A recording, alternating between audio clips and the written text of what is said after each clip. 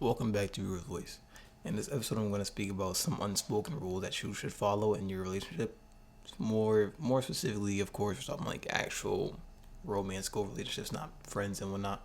But if you have anything else to add in the comments, some rule that you and your partner may follow, and that's something that you guys establish in your own relationship that you don't feel like a lot of people know about or have established in their own, definitely put it in the comments. But for this one, I'm probably gonna list about like just five, maybe some more, depending on how much I elaborate on, and I'm gonna make a part two to get to some more that maybe you guys say or maybe that I got listed on my own. So for the first rule, that I'll probably say is definitely unspoken one. I'm not sure how many people follow. Is no like new opposite sex friends during a relationship. So like, picture this: if you're going into a relationship already, of course the person that you're talking to in this point in time and by the going through dating, you don't have much control over what their life is. Whatever their life is before, and whatever point in time you guys cross paths and get together, whatever they came with before, whatever baggage, friends, whatever, you have to now take that. But however, this you guys should not be adapting or adopting. I mean, any new sort of baggage or relationships or ties when you guys are well into a relationship. So it's like, let's say you meet this person and they have like four friends of the opposite sex. You don't know these people, of course, but they do. Therefore, at some point, you're gonna get to know them, and that could be a good or a bad thing. That could be good as now they're friends or your friends, or it could be bad because sometimes those friends that they had prior to you guys getting together weren't always the best fit for them. Either they were just a really weird individual, or maybe they had different intentions, and you can make that completely clear to them that they have to cut this person off. However, by no means should you or your partner be adopting new opposite sex friends when you guys are already well together. So if you go to like the gym or something and there's this girl that comes up to you or something like that and she wants to be a friend, you should not have to like reel her in, because now it's like you don't need any additional relationships in your life. You probably already have friends, and if you don't already have friends, then you already have your significant other who is or potentially of the opposite sex, right? So it's like to take someone else in from a different time period where you guys are together is sort of disrespectful, as it's like, okay, what I'm saying is I already have a partner who may or may not be the opposite sex of me, and I believe I'm not satisfied with that. I need to have other people of the opposite sex. You don't really want to do that. I understand sometimes it's not like that. Like I said, these work completely different from relationship to relationship, because maybe to you the intentions are very different. So you feel like, oh, it doesn't really matter, right? But even then, it's not all that likely that people that are going into a relationship will have the best intentions for it. You know what I mean? Like, some people might be going there to sabotage it or to home wreck it, and you don't want that. You don't want to just accept new people in. I'm not saying you can just have friends all together, but of the opposite sex, it's just like you kind of don't really want to do that, because it's very hard to come across the opposite sex that just want to be strictly friends. It's very unlikely that you'll come across somebody of the opposite sex, whether you're a boy or a girl, and you'll meet someone and that's just strictly platonic off the bat. Typically, the different intentions from it, whether or not they just seen you first and based off your looks alone, you were attracted to them, and so on and so forth. Therefore, I feel like, yeah, to bring in new friends of the opposite sex while already in a relationship is just kind of a no go. Now for the next one, this is more like common, as I feel like a lot of people go by this rule, but going to sleep angry, or yeah, going to sleep amidst the problem is something that you just kind of want to stray away from, as it's like you don't want to prolong it more than you need to. So if you're dealing with a problem one night and you and your partner want to get it over with right then and there, do it. You might have to make a little bit of sacrifices. Maybe you're supposed to go to sleep at this certain time and the argument makes you go to sleep a little later. But the point is that you don't want to make this problem drag out much more than it needs to. Because what if you guys forget about the problem in the morning, therefore you guys never solved the problem, or whatever the case may be. You don't want to do that. You don't want to go to sleep upset with your significant other. Instead, you should solve it try to make up for it, and then just go to sleep and start over fresh the next day. You don't want to have to carry the problem into a whole different day. It's like if I know I have things to get through today, and instead of just getting it done, I'm like, oh no, let me just do it tomorrow. I don't want to do that because I'm adding to tomorrow's problems. Maybe there's something else tomorrow that's gonna happen, and I'm not sure. But now I gotta deal with whatever it is, as well as what I just carried in from the previous day. Something I should have got rid of, and something I should have got done right then and there. Because like I said, that could create way more problems down the road. You don't want to do that. You don't want to prolong something that doesn't need to be prolonged. Now, for another one is no contact with any exes or anybody that you guys have probably talked to in the past, have more interested in the past, or people that were simply interested in you. Now, for the last one, of course, you don't have control over who's interested in you, and sometimes you may not know because people don't always blatantly show their true intentions. But what's important is that you can easily distinguish who these people are and cut them off. Because under no circumstance does your partner want to have any relevant contact with someone that you've talked to, someone that you've dated and maybe done other things with, or clearly see people that are interested in you and you don't cut them off immediately. We don't like that. No one likes that, because what it shows us is that you're entertaining that. You like the attention that you gain from people that may like you, or people that you have history with, and such on. Because if you're gonna be getting into a relationship, you're gonna need to start fresh. You're gonna need to adapt to this person. This person gonna need to adapt to you. You guys are gonna have to make a strong connection. And if you have old connections in a way of that, it could just throw off everything. Alongside with the previous one, you don't want to keep secrets. So an easy example compared, like using the last example I just had, or the last topic I should say, is if you know someone that was interested in you and you keep that a secret from your partner and just act like nothing is, or nothing had ever happened between you and this person, then that can just completely break down the relationship, no matter how strong the structures were to begin with. If you have a secret that you know can disrupt everything, there's disrupt the piece of your relationship, and you choose to keep it away from your partner, you aren't fixing anything. You aren't solving anything. The point of a relationship is to be honest. To be honest, to be respectful, to be truthful, right? And to just hope that your partner is willing to work out whatever problem it is. So if you have a problem that you need to address, or that you want to address, and maybe you're worried about whatever your partner may say, don't just try to hide something from them thinking that's going to be the end all be all. Because what happens with secrets is that at some point they're most likely going to come out.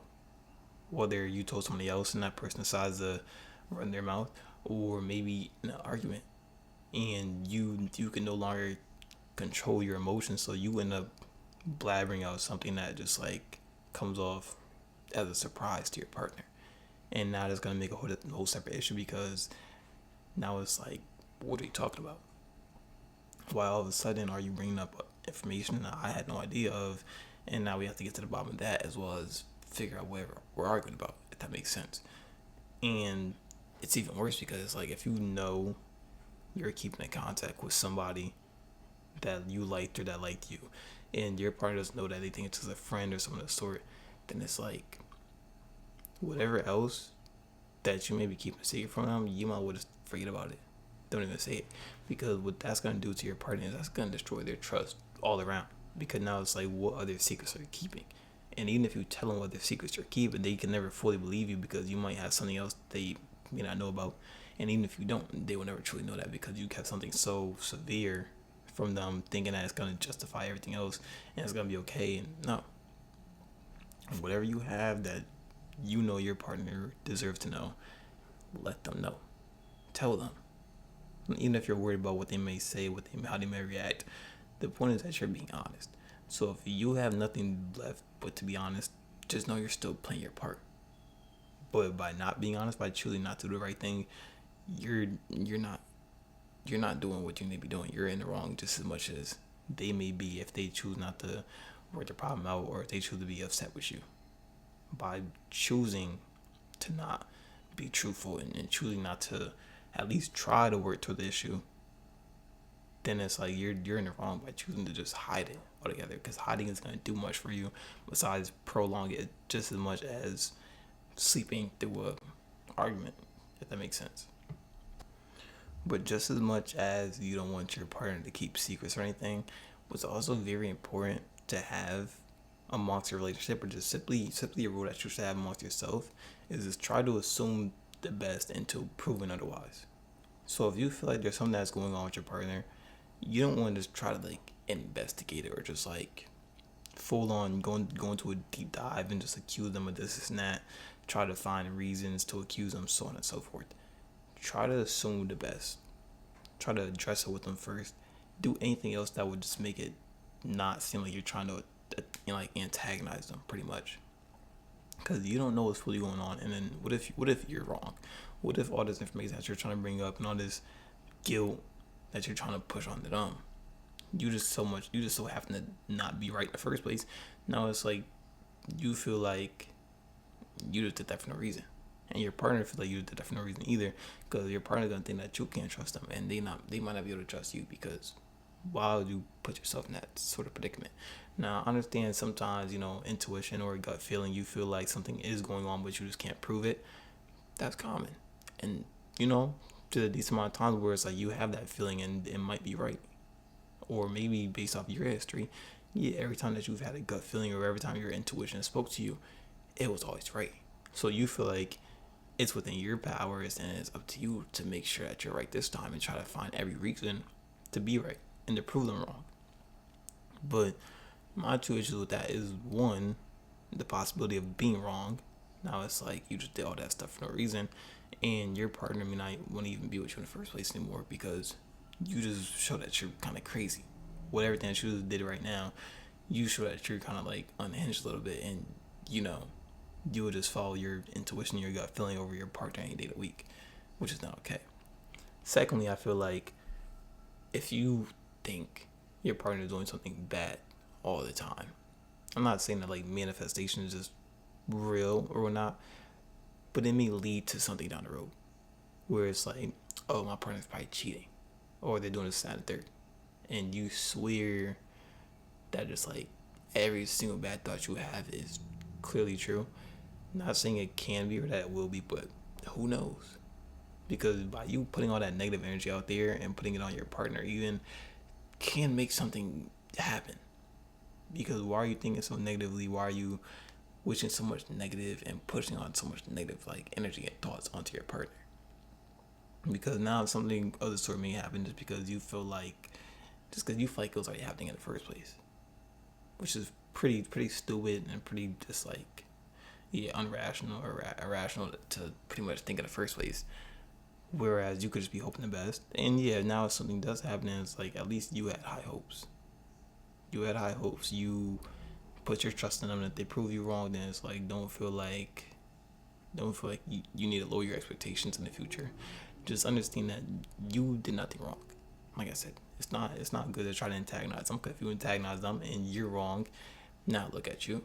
But if you just keep high hopes, keep your head up, and just wish for the best and assume the best, then you may get the best in return. And if you don't, well then so be it. You played your part. You're not in the wrong, clearly, and they're in the wrong. And then you could just simply leave them and then go on about your day, going about your life, your next relationship, whatever the case may be. For the last unspoken rule that you should probably have and make sure that you establish early on in your relationship is making sure that you keep almost, at least if not all, doors closed. And just be careful about who you confide in, right? Because like I said earlier, not everyone has the best intentions for you and for your relationship. So if you go on about just running your mouth to so on and so forth and giving them information they could use against you, or take that information, kind of try to like bring your relationship down, then it's like you don't want to do that. Because not everyone, like I said, not everyone will have the best intention for you. So thinking that you can confide in this person and tell this is not to this person, not knowing what they might do with said information, could be very dangerous to you and to your relationship. Whatever you feel like you have to work out, talk to your partner about, because they know you, and if they don't know you, they should be knowing you. Because I feel like the main person that should know you better than anyone else other than you is most likely your partner, as they should be able to see different sides of you, both vulnerable, both invulnerable, right? But if you're letting someone else see you while you're vulnerable and not confiding in your partner already, then it's like, what does that say about you, and what does that say about your trust and your honesty towards your partner. You don't feel like you could say everything to them, or you don't feel like you could trust them with this information, or you don't feel like you could come to them all the time. That can pose that's a lot of different issues. And of course, let's like the most times I feel like this is really relevant and prominent even is when you're in an argument.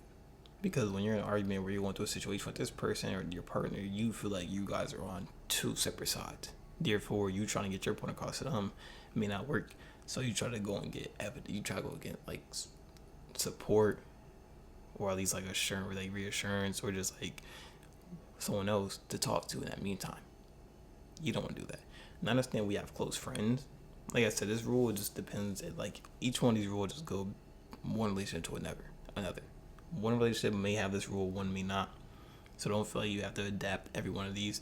But it's important to like at least take your own spin on it, or at least adapt it or adopt it if you feel like your relationship does need a little bit more stability and more boundaries to have. But it's like, yeah, I understand that we all have these close friends that we can speak to, and sometimes that's good, sometimes that's necessary. But make sure that the person that you do confide with, if you are choosing to, won't just go and run their mouth. Because a lot of times, like I said, you may speak to this one person, and maybe you don't even know this. Maybe the next day you and this person will never talk again. Maybe you guys might fall out right after that conversation. So now it's like before you guys fell out, you just told them something very, very vulnerable that you were holding on to amidst maybe an argument that you were having with your partner. And now just because you guys no longer have that friendship bond and friendship code, they can go and do whatever they want with that information. They can go and run to your partner about it. They can go start spreading rumors with it, whatever. So it's very important that you keep all your doors locked and keep all your secrets contained, all your information about your relationship contained, so that people don't just have open availability to just walk right in and mess things up. But I'm definitely going to make another part 2 about the video and just add a little more things I feel like are very important that you should definitely adopt and definitely have and establish early on, because each one of these rules are important to say. Maybe you may know this and your partner doesn't, so if you feel like there's something that your partner doesn't know that you would want them to know, tell them, discuss it, talk about it. But that's going to be all for this video. I appreciate each and every one of you for listening. I'll see you guys in the next one.